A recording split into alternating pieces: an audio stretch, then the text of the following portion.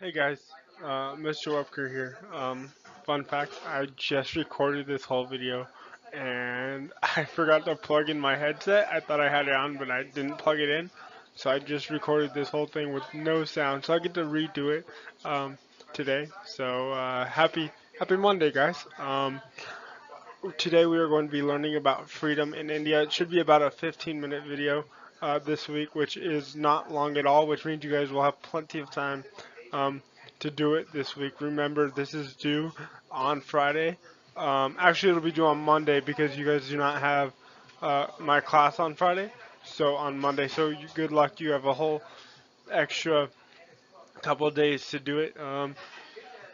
So we're going to be learning about India's freedom. Remember, they were a colony of the British. So go ahead, write down your essential question on your notes. Remember, you highlight the answers to your PowerPoint check in your notes. I have been taking off a lot of points because people are not doing that. Also, remember, we take Cornell notes in my class, which means questions and summaries. It means that you highlight key terms.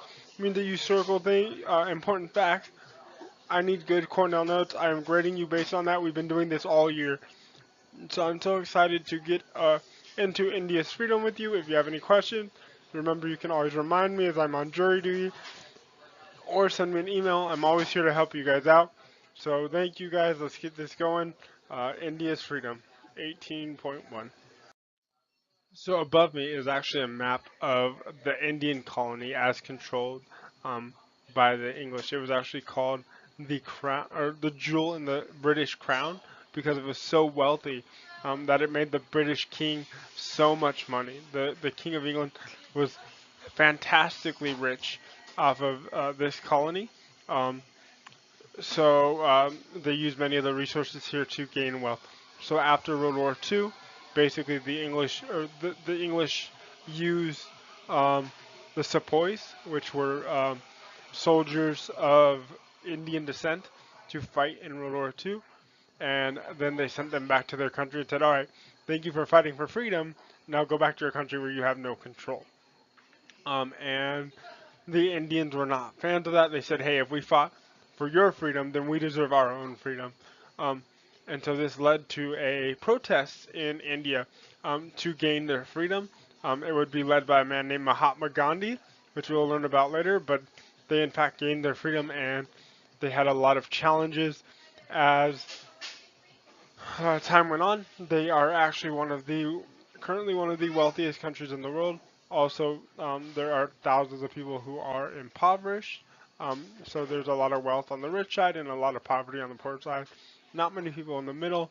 So we're going to go over that this week and explain how the British or the Indian government works and how they're doing today. So as I said previously, the British owned India. It was their colony. After World War II, India began to fight for their freedom. They were led by a man named Mahatma Gandhi, which is pictured above me. He's a famous protester, not because he was violent.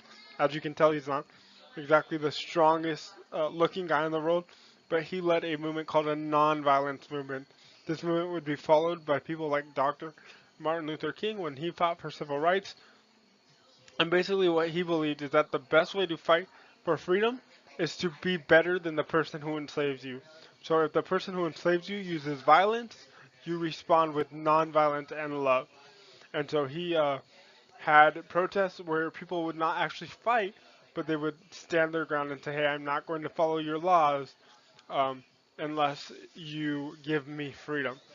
And so had a famous thing called a salt march, where he had tons of people just walk to the government and protest of their taxes on salt.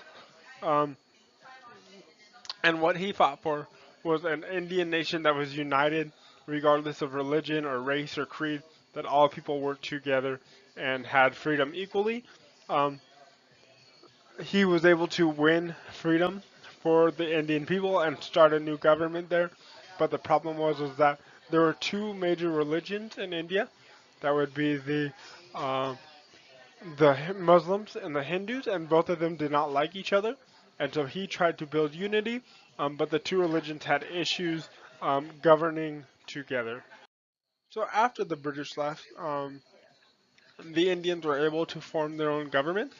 And there are two sort of major parties that came out or sprung up in their government. There was the Congress Party, which was majority Hindu, some Muslim, but basically they believed in a unified, peaceful India where everybody worked together usually. And then there was the Muslim League, which basically believed that Hindus could not live peacefully with Muslims in India, and they thought that there had to be a divided nation or at least only one religion in charge of the nation.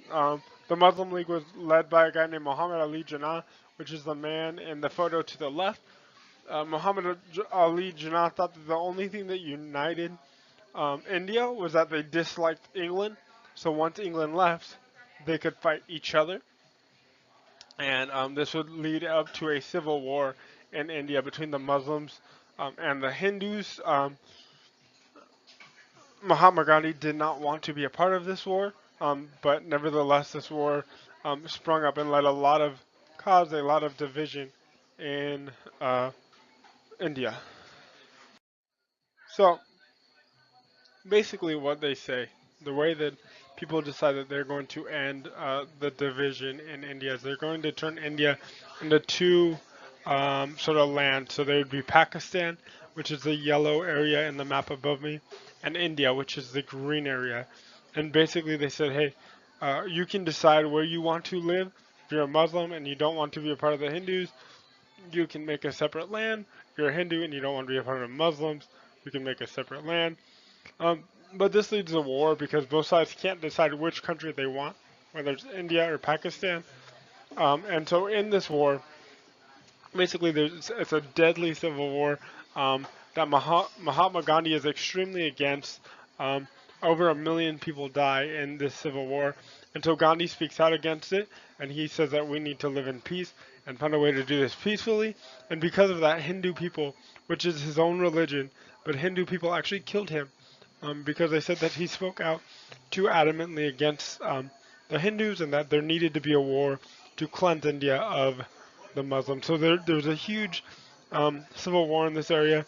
By the end of the war, the Muslims would live in the yellow area of Pakistan and Bangladesh, which you guys will learn about this week. And the Hindus move into India, which is the green part of the map above me. So even though the Civil War ended, there's still a lot of division between India and Pakistan, um, most specifically over the land called Kashmir, which is at the top of India. If you look at the map on the left, see the top little like not circle, but like blob at the top of India. It's circled in the map to the right in the red circle. That's called Kashmir. Um, both sides claim to own Kashmir until there's a civil war fought over the Kashmir. I'm going to extend this slide to show you a picture of the actual war over the Kashmir territory.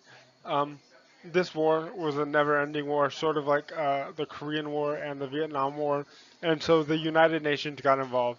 And just like Korea and Vietnam, they forced what's called a ceasefire, so both sides had to agree to no longer hurt each other.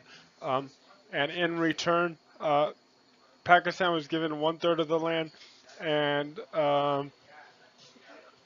2/3 were given to India. So both sides continue to this day to fight over the land because they both believe that they control all of it. There is no war right now, but there is a lot of troops there, so war could break out at any time. This is a big fear of a lot of people nowadays because both sides now have nuclear weapons. So if there was a war, there it could lead to a nuclear war, which would cause a lot of issues globally. So this slide is exactly the same as the last slide, but there is a picture here of the Pakistani forces as they fight against the Indians in the Kashmir War. That being said, thank you so much for viewing this video. It is a shorter video this time. I did that on purpose.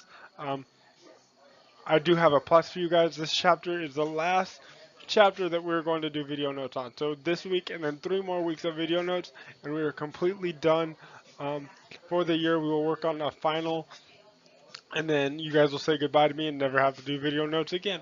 So thank you so much for joining me. Remember to highlight the answers to your PowerPoint check in your notes, guys. If you have any questions, feel free to send me a reminder or an email at any time. I hope you have a good week. I'm hoping I'm off of jury duty soon. Um, if you have any questions, like I said, always feel free to get a hold of me. Thank you guys, and have a good week.